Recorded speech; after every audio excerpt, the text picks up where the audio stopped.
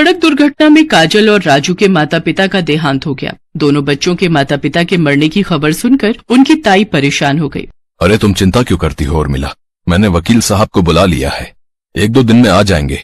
फिर भैया की दुकान और मकान सबका हिसाब किताब वो हमें समझा देंगे। जो रुपए मिलेंगे उन्हें इन बच्चों के नाम बैंक में जमा कर दूंगा। इन दोनों से छुटकारा पाने का कोई ना कोई रास्ता तो मुझे ढूंढना ही होगा। उर्मिला तो सिर्फ जायदाद के लालच में उन अनाथ बच्चों की देखभाल कर रही थी। राधे श्याम जी वसीयत के मुताबिक घनश्याम जी की जायदाद के ये दोनों बच्चे मालिक हैं और बड़े होने तक इनकी सारी जायदाद की देखभाल आप करेंगे। वैसे वकील साहब, बच्चों को, अब मेरा मतलब है अगर कुछ हो जाए या कोई परेशानी हो जाए तो ये जायदाद किसके पास जाएगी? तो ये जायदाद मुमकिन है आप लोगों को ही मिलेगी। तुम कैसी बातें कर रही हो उर्मिला, तुम सोच समझकर तो बोला करो। अरे मेरा वो मतलब नहीं था वकील साहब, भगवान न करे दोनों बच्चे बड़े होकर किसी बुरी लत संगत में पड़ गए तो जायदाद को अगर उन दोनों ने बर्बाद कर दिया तो मैं इन दोनों की माँ की तरह ही देखभाल करूं और बड़े होकर ये अपने माता पिता की जायदाद उड़ा दे, मेरी ना सुने। हाँ ये बात भी सही है, अब आप ही इनके माता पिता हैं, इनको अच्छी संगति और अच्छे संस्कार अब आपने ही देने हैं। अच्छा मैं चलता हूँ, नमस्ते। वकील के जाने के बाद उर्मिला, काजल और राजू दोनों बच्चों को रास्ते से हटाने की योजना बनाने लगती है और उसे जल्दी ही मौका मिल जाता है। उर्मिला मैं कल सुबह तक वापस आ जाऊंगा। आपने भी आज ही जाना था, आपको पता था कि सूरजपुर गांव में मेला लगने वाला है, हम सब मिलकर मेला देखने चलते कितना अच्छा होता। कोई बात नहीं उर्मिला, मैंने तांगे वाले को बोल दिया है, वो तुम सबको सूरजपुर गांव छोड़ आएगा। फिर तुम वहां से शाम तक वापस आ जाना, बच्चे मेले में घूम लेंगे। मेरा जाना बहुत जरूरी है, जमीन का सौदा मेरे हाथ से निकल गया तो बहुत नुकसान हो जाएगा। नहीं नहीं नहीं, तुम अपना काम करके आओ, बच्चों को मैं घुमा लाऊंगी। संजू, चारू, काजल, राजू, तुम सब तैयार हो जाओ, मैं तुम्हें मेला घुमाने ले जाऊंगी। राधे श्याम अपने जरूरी काम से चला जाता है और उर्मिला बच्चों को तांगे में बिठाकर सूरजपुर गांव मेला घुमाने ले जाती है। यही अच्छा मौका है, बच्चों को मेले में छोड़ देती हूँ, यहाँ भीड़ में इनको कुछ समझ नहीं आएगा, अपने आप इधर उधर कहीं खो जाएंगे। काजल, राजू, तुम दोनों वो सामने झूला झूलो, तब तक मैं तुम दोनों के लिए आइसक्रीम खरीद कर लाती हूँ। संजू, चारू, चलो तुम दोनों मेरे साथ आइसक्रीम खरीदने चलो। पर मम्मी मुझे झूला झूलना है। हाँ मम्मी, मुझे भी। चुपचाप मेरे साथ आइसक्रीम लेने चलो, मैं अकेली थोड़ी जाऊंगी। उर्मिला बच्चों को लेकर घर आ जाती है। बच्चों के पूछने पर वो उन्हें बहाना कर देती है।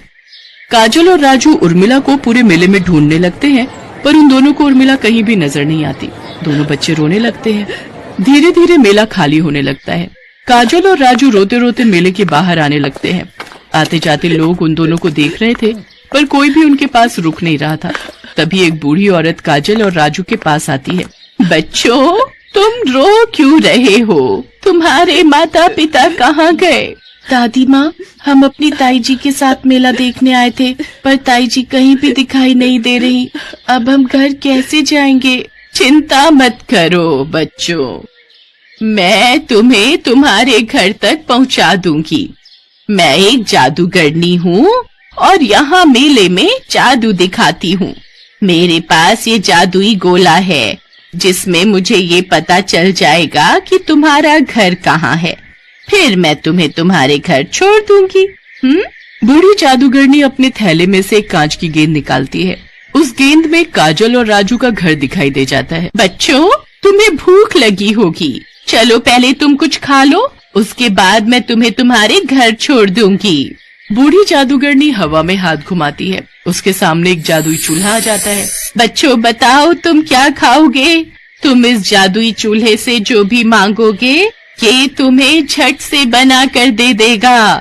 सच दादी माँ, फिर तो मुझे ढेर सारी जलेबी खानी है, मैंने बहुत दिनों से जलेबी नहीं खाई। दादी माँ, मुझे तो पूरी सब्जी खानी है। ठीक है, तो देखो मेरा जादू। जादुई चूल्हा जल जाए, गरम जलेबी बन जाए। जादुई चूल्हा जल जाए, पूरी सब्जी बन जाए। जादूगरनी के ये बोलते ही जादुई चूल्हे के जादू से बर्तन में खाना बनने लगा। काजल और राजू ये सब देखकर बहुत खुश थे। दोनों ने भरपेट खाना खाया। बच्चों, अब मैं एक चुटकी बजाऊंगी और तुम अपने घर पहुंच जाओगे। और हाँ, ये चूल्हा मैं तुम्हें उपहार में दे रही हूँ। जब भी तुम्हें भूख लगे तुम इस जादुई चूल्हे से जो भी मांगोगे वो बनकर तैयार हो जाएगा। चलो अब मैं तुम्हें घर पहुंचा देती हूँ। खूब खाओ मौज उड़ाओ, अब तुम अपने घर को जाओ।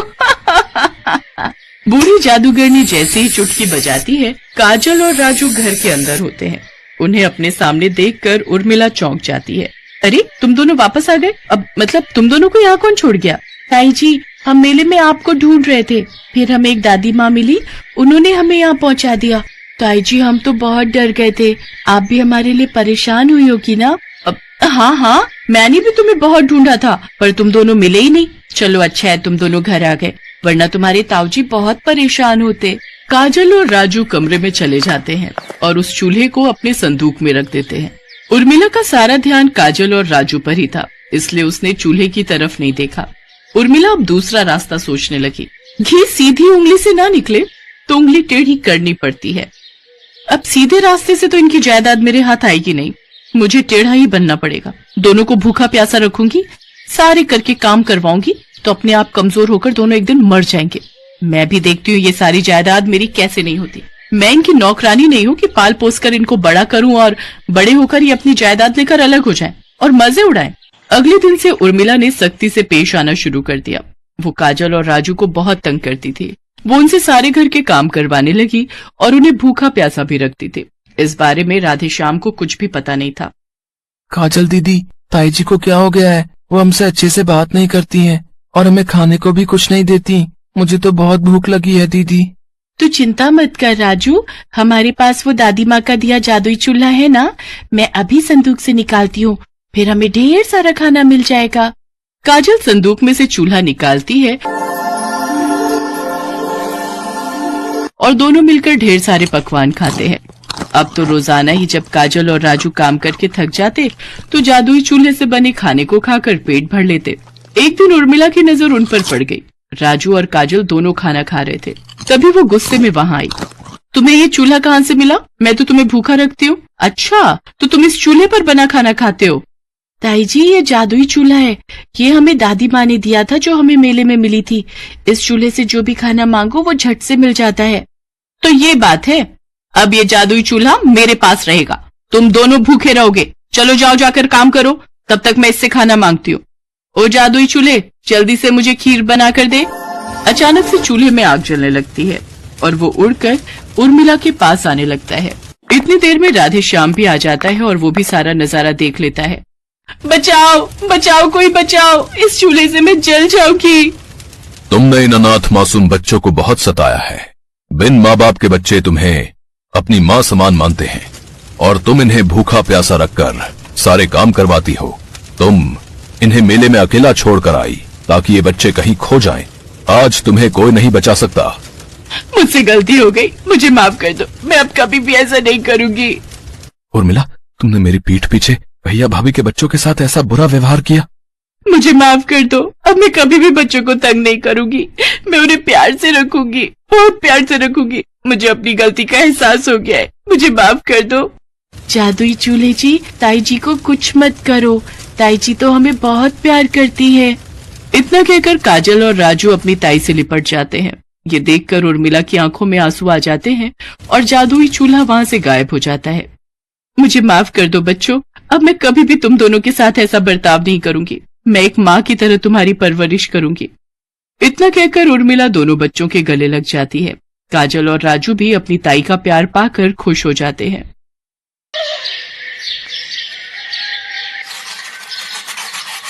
माँ जी, ये कढ़ाई कितनी पुरानी है? क्यों ऐसा क्यों पूछ रही है? देखिए ना, कितनी हल्की हो गई और काली भी। हाँ, ये मेरे पिताजी ने मुझे मेरी शादी पर दी थी। इतनी पुरानी? ये मान लो कि करीब 36-37 साल तो हो गए इस कढ़ाई को मेरे पास। अरे बाप रे, और तब से ये चली जा रही है? हाँ, जब ये पिताजी ने दी थी तब बहुत भारी थी और एकदम चमकीली भी थी, पर वक्त के साथ मैं मोटी हो गई और ये पतली होती चली गई। दामिनी की बात सुनकर उसकी बहू दीक्षा भी अपनी हंसी रोक नहीं पाई। दीक्षा की शादी कुछ महीने पहले ही दामिनी के बेटे गौरव के साथ हुई थी। अपने पिता की मौत के बाद से गौरव ही घर की सारी जिम्मेदारियां संभालता था। सास और बहू हंस रहे थे कि तभी वहाँ गौरव आ गया। क्या बात है, आप दोनों बड़े खुश नजर आ रहे हो। अगर आप भी माँ जी की बात सुनते ना तो आपको भी हंसी आ जाती। अच्छा, ऐसा भी क्या कह दिया माँ आपने? कुछ नहीं, दीक्षा पूछ रही थी कि ये कढ़ाई कितनी पुरानी है, तो मैंने भी कह दिया कि तेरे पति से भी पुरानी है, और साथ में ये भी कह दिया कि तेरे पति से ज्यादा काम की है ये। क्या माँ? दामिनी की बात सुनकर एक बार फिर दीक्षा जोर जोर से हंसने लगी। दामिनी अपने बेटे बहू के साथ एक छोटे से गांव में रहती थी। ऐसे ही हंसी खुशी दिन बीत रहे थे। माँ जी। हाँ, क्या हुआ बहू? माँ जी, मैं कह रही थी कि अब शायद समय आ गया है, हमें एक नई कढ़ाई लेनी ही पड़ेगी। अरे तू क्यों मेरी कढ़ाई के पीछे पड़ी हुई है? आप ये देखो, मैंने जैसे ही सब्जी बनाने के लिए कढ़ाई को चूल्हे पर रखा तो इसकी तली एकदम से लाल हो गई। किसी दिन ऐसा ना हो कि इसकी तली पिघल जाए और सारी सब्जी सीधा चूल्हे में चली जाए। हैं? ऐसा भी कहीं होता है? होता तो नहीं है माँ जी, पर हो सकता है, मेरा यकीन कीजिए। दोनों सास बहू एक बार फिर हंसने लगी, लेकिन पास बैठा गौरव एकदम शांत था। उसे इस तरह मायूस देखकर उसकी माँ ने पूछा, क्या हुआ गौरव, तू इतना उदास क्यों है? कुछ नहीं माँ, बस ऐसे ही। नहीं, कोई बात तो है, बता मुझे। अब क्या बताऊं माँ, इस बार भी फसल की अच्छी कीमत नहीं मिली है। आढ़त ने भी बहुत कम दाम दिए हैं। कोई बात नहीं बेटा, तू चिंता मत कर, ऊपर वाला सब ठीक कर देगा एक दिन। हाँ माँ, अब तो उसका ही सहारा है। गौरव को बस इस बात की चिंता सताए जा रही थी कि इतने कम पैसों में वो अपने परिवार का गुजारा कैसे चलाएगा, क्योंकि हर बीतते दिन के साथ घर में रखा अनाज खत्म होता जा रहा था। और फिर एक दिन, सुनिए। हाँ कहो दीक्षा, क्या बात है?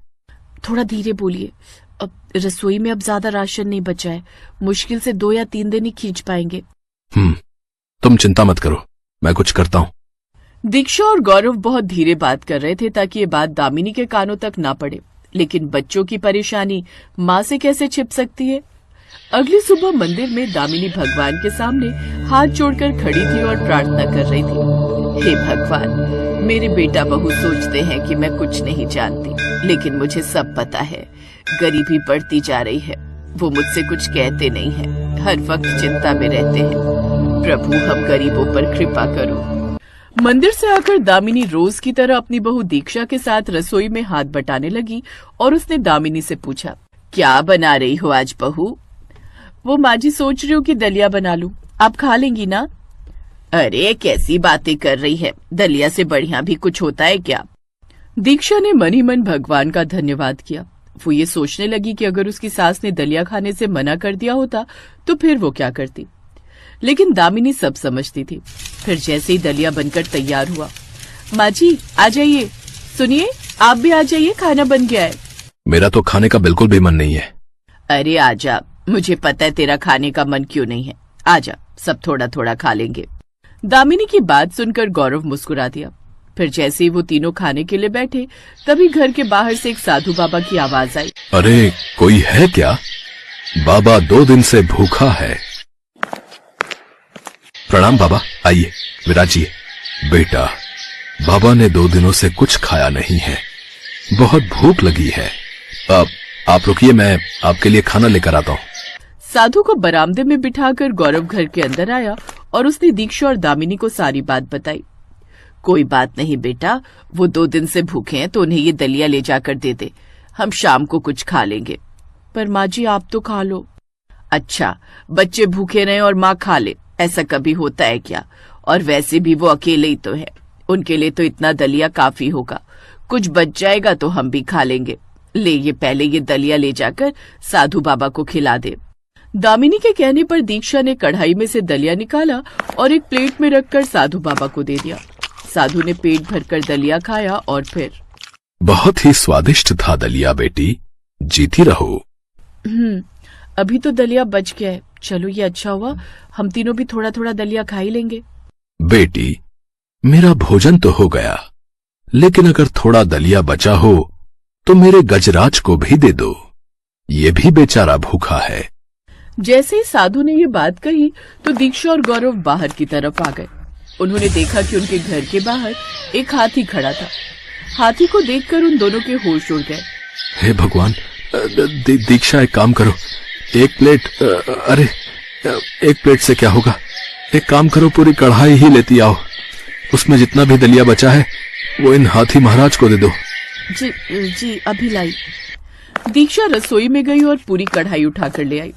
उसने हाथी के सामने वो कढ़ाई रख दी। खाने की खुशबू आते ही हाथी जल्दी जल्दी दलिया खाने लगा। उसे वो दलिया इतना स्वादिष्ट लगा कि वो अपनी सूंड से सारी कढ़ाई साफ करने लगा। तभी उसका पैर उस पुरानी कढ़ाई पर पड़ गया। भारी भरकम वजन पड़ते ही कढ़ाई के 2 टुकड़े हो गए। ये देखकर साधु बाबा ने गुस्से से कहा, अरे अरे, ये क्या कर दिया गजराज? एक तो इन बेचारों ने तुम्हें भोजन दिया और ऊपर से तुमने इनकी कढ़ाई ही तोड़ दी। लाओ मुझे दिखाओ। साधु ने उस कढ़ाई को अपने हाथ में पकड़ा और फिर एक मंत्र पढ़ा। मंत्र पढ़ते ही वो कढ़ाई एकदम से चमकने लगी और जुड़ भी गई। ये लो बेटी, ये तुम्हारी कढ़ाई है। ये हमारी कढ़ाई नहीं है बाबा, ये तो बहुत चमकदार और भारी है। हमारी कढ़ाई तो बड़ी काली और हल्की सी थी। ये तुम्हारी ही कढ़ाई है, इसे रख लो। और हाँ, इसका प्रयोग सोच समझ कर करना। ये कहकर साधु बाबा मुस्कुराते हुए अपने हाथी को लेकर वहां से चले गए।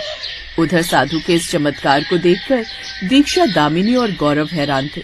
दीक्षा ने कढ़ाई ली और उसे ले जाकर चूल्हे पर रख दिया और फिर, माँ जी, अब तो बस ये जरा सा दलिया ही बचा है जो मैंने कल के लिए बचा कर रखा था। अभी मैं इसे ही बना लेती हूँ, कम से कम कुछ तो मुंह में जाए। ठीक है बेटा, जितना भी है बना ले। उसने उतने ही दलिये को कढ़ाई में डाला और पानी डालकर उसे पकने के लिए छोड़ दिया। थोड़ी देर बाद जब उसने कढ़ाई पर लगा ढक्कन हटाया तो उसे अपनी आंखों पर विश्वास नहीं हुआ। माँ जी, ये देखिए, ये कैसा चमत्कार है। चमत्कार मतलब? माँ जी देखिए, दलिये से तो पूरी कढ़ाई भर गई। अपनी आंखों के सामने ऐसा चमत्कार देखकर गौरव और दीक्षा हैरान थे, लेकिन दामिनी को बात समझ आ गई थी। अब मैं समझी कि साधु बाबा ने इस कढ़ाई का इस्तेमाल सोच समझ कर करने को क्यों कहा था। इसके बाद तीनों ने भरपेट दलिया खाया। गरीबी के बावजूद गौरव को अब किसी बात की चिंता नहीं थी, क्योंकि दीक्षा की चमत्कारी कढ़ाई अब अनाज के एक दाने से उन तीनों के लिए भरपेट खाना जो दे रही थी। लेकिन फिर एक दिन गांव में ऐसी बारिश हुई कि पूरा गांव बाढ़ में डूब गया। और फिर, माँ, अब हम क्या करेंगे? क्या ये चमत्कारी कढ़ाई हमारी कोई मदद नहीं कर सकती? मुझे लगता है कि साधु बाबा ने शायद इसी दिन के लिए हमें ये कढ़ाई दी थी। तो रुक, मैं कुछ करती हूँ। दामिनी ने उस चमत्कारी कढ़ाई को अपने हाथों में लिया और मन ही मन कहा, हे चमत्कारी कढ़ाई, मैं चाहती हूँ कि तुम ये सारा बाढ़ का पानी अपने अंदर सोख लो। ये कहकर दामिनी ने उस कढ़ाई को पानी में फेंक दिया और अगले ही पल पानी का स्तर कम होने लगा, क्योंकि चमत्कारी कढ़ाई ने सारा पानी सोखना शुरू कर दिया था। इस तरह कुछ ही देर में पूरा गांव पहले जैसा हो गया। ये तो सच में कमाल हो गया माँ। इस चमत्कारी कढ़ाई ने तो हम सबकी जान बचा ली, पर अब एक और जिम्मेदारी हम पर आ गई है। वो क्या? जब तक नई फसल नहीं आ जाती, हमें पूरे गांव को भोजन कराना होगा। उसमें कौन सी बड़ी बात है, हमारे पास ये चमत्कारी कढ़ाई है ना। इसके बाद उन तीनों ने चमत्कारी कढ़ाई को हाथ जोड़कर नमन किया और उधर आसमान में इंद्रदेव अपने हाथी ऐरावत के साथ खड़े मुस्कुरा रहे थे। पूनम बनारस शहर में अपने पति मनोज और सास के साथ रहती थी। पूनम का पति जिस फैक्ट्री में नौकरी करता था वो बंद हो गई थी, जिसकी वजह से मनोज के पास अब कोई काम नहीं था। एक दिन पूनम ने मनोज से कहा, सुनो जी, क्यों ना हम अपना ही कोई काम शुरू करें। आपको तो पता ही है कि मैं अच्छा खाना बना लेती हूँ, और मैंने सुना है आजकल ढाबे और होटल का काम बहुत चल रहा है, और हमारे इस एरिया में कोई ढाबा नहीं है। हम अपना ढाबा खोल लेते हैं। पूनम, तुम्हें पता है हमारे पास अभी इतने पैसे नहीं है कि हम कोई काम शुरू कर सकें, और ढाबे पर लगाने के लिए हमें पैसे चाहिए। हमें सब कुछ देखना पड़ेगा, और जब ग्राहक हमारे खाने को पसंद करेंगे उसके बाद ही हमारी कमाई शुरू होगी। पैसों की चिंता आप मत करो। शादी के बाद माँ ने मुझे जो सोने की चेन और अंगूठी दी थी, हम उसे बेचकर पैसे इकट्ठे कर लेंगे। पर इस तरह मैं आपको मायूस बैठा नहीं देख सकती। मैंने आपसे शादी की है तो आपका हर दुख सुख में साथ निभाना मेरा कर्तव्य है। माँ अन्नपूर्णा का नाम लेकर हम अपना ढाबा शुरू करते हैं। देवी मैया हमें अपने आप इस काम में सफलता देंगी। तुम्हारे जैसी बहू पाकर हम धन्य हो गए पूनम। तुम इस परिवार के लिए कितना अच्छा सोचती हो। देखा, अब माँ जी भी हमारे साथ हैं। हम तीनों मिलकर ढाबे पर खूब मेहनत करेंगे। पूनम की हिम्मत देखकर मनोज को भी हिम्मत मिलती है और कुछ दिनों में पूनम, मनोज और अपनी सास के साथ मिलकर अन्नपूर्णा ढाबा नाम से एक ढाबा खोल लेती है। मां अन्नपूर्णा, ये पहला भोग आपके लिए। आज आपकी कृपा से हमने ये नया ढाबा खोल लिया है। अपनी कृपा हमेशा हम पर बनाए रखना मां। खाना तो बहुत ही स्वादिष्ट है? वाकई में इस ढाबे का खाना बहुत ही स्वादिष्ट है भाई, वाह। पूनम का अन्नपूर्णा ढाबा चल पड़ता है और ग्राहकों की भीड़ लगनी शुरू हो जाती है। पूनम, मनोज और उसकी सास तीनों मिलकर खूब मेहनत करते थे। सुबह से लेकर रात तक वो लोग ढाबे पर खाना बनाकर ग्राहकों को देते थे। ढाबे की बढ़ती बिक्री देखकर पूनम और मनोज दोनों बहुत खुश थे। पूनम, आज तुम्हारी हिम्मत की वजह से हमने ये ढाबे का काम शुरू करा तो आज चल गया। अब हमारी अच्छी बिक्री हो रही है। मेरा मन है कि तुमने मुझे जो सोने की चेन और अंगूठी बेचने के लिए दिए थे, मैं धीरे धीरे पैसे जोड़कर तुम्हारे लिए एक सोने की नई चेन, अंगूठी और कानों की बालियां भी बनाऊं। मेरा असली गहना तो आप और माँ जी हो। आप दोनों का साथ ही मेरे लिए सबसे ज्यादा जरूरी है। अभी मुझे कुछ नहीं चाहिए और आज ये सब कार्य मां अन्नपूर्णा की ही कृपा से संभव हुआ है। आज उन्हीं के कारण हमारा ढाबा बहुत अच्छा चल रहा है। बस देवी मैया इसी तरह हम पर कृपा करती रहे। जय अन्नपूर्णा मैया। पूनम और मनोज दोनों ही बहुत खुश थे, पर अचानक एक रात बहुत मूसलाधार बारिश और आंधी तूफान आ जाता है, जिसमें पूरा ढाबा टूट जाता है। पूनम और मनोज बहुत दुखी होते हैं। उन्होंने बहुत मेहनत से ढाबा बनाया था, पर बारिश, आंधी तूफान में सारा ढाबा टूट गया और जगह जगह पानी भर गया। पूनम ढाबे को ठीक करने की कोशिश करती है। वो फूट फूट कर रोने लगती है और माँ अन्नपूर्णा को याद करती है। अन्नपूर्णा मैया, मैंने आपका नाम लेकर ये ढाबा खोला था, पर हमारा ढाबा टूट गया, सारा काम खत्म हो गया, सब मेहनत बेकार हो गई। मेरी मदद करो माँ, मेरी मदद करो। नारायण नारायण। माँ, आपकी भक्त पूनम बहुत दुखी है, उसकी सहायता कीजिए देवी माँ। देवर्षि नारद, मैं जानती हूँ पूनम का विश्वास मेरे से जुड़ा है। पूनम ने सच्चे हृदय से मुझे पुकारा है। मैं उसकी सहायता करने अवश्य जाऊंगी। आपकी लीला अपरंपार है देवी मैया। जय अन्नपूर्णा माता की। पूनम की प्रार्थना को सुनकर देवी अन्नपूर्णा उसकी मदद के लिए एक बूढ़ी औरत का रूप धरकर उसके पास आती है। बेटी, बहुत भूख लगी है, तुम्हारे ढाबे से कुछ खाने को मिलेगा? माँ, कल रात आंधी तूफान और बारिश में हमारा पूरा ढाबा टूट गया। अभी तो सब जगह पानी भरा हुआ है। चूल्हा गीला है, उसमें पानी भरा हुआ है, वो भी नहीं जल पाएगा। मैं आपको क्या खिलाऊं माँ? मेरे पास कुछ लकड़ियाँ हैं, इन्हें चूल्हे में डाल दो, ये लकड़ियाँ जरूर जल जाएंगी, फिर तुम इस पर खाना बना सकती हो। अगर ऐसा है तो मैं आपको भूखा नहीं जाने दूंगी। आप मुझे लकड़ियाँ दे दो, मैं चूल्हा जलाने की कोशिश करती हूँ। बूढ़ी औरत के द्वारा दी हुई लकड़ियों से चूल्हा जल जाता है। जिस चूल्हे में पानी भरा हुआ था, वो बूढ़ी औरत की दी हुई लकड़ियों से जल पड़ता है। ये देखकर पूनम, मनोज और उसकी सास हैरान रह जाते हैं। पूनम गरम गरम खाना बनाकर उस बूढ़ी औरत को खिलाती है। मैं तुम्हारी सहनशीलता और सेवा से बहुत प्रसन्न हूँ। तुमने इतनी कठिनाई के पलों में भी मेरे लिए समय निकाला, ये देखकर मैं बहुत खुश हूँ। और फिर बूढ़ी औरत माँ अन्नपूर्णा के रूप में आ जाती है। पूनम, अब ये चूल्हा हमेशा जलता रहेगा। इस पर जितना भी भोजन बनाओगी उसका दुगना हो जाएगा और तुम्हारे ढाबे पर हमेशा ग्राहकों की भीड़ लगी रहेगी। जो भूखों को भोजन खिलाता है उन पर मेरी कृपा हमेशा बनी रहती है।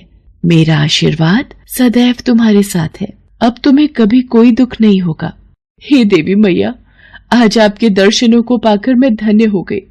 और फिर माँ अन्नपूर्णा के आशीर्वाद से पूनम ढाबे को फिर से शुरू करती है। उसके जीवन की सारी परेशानियाँ दूर हो जाती हैं।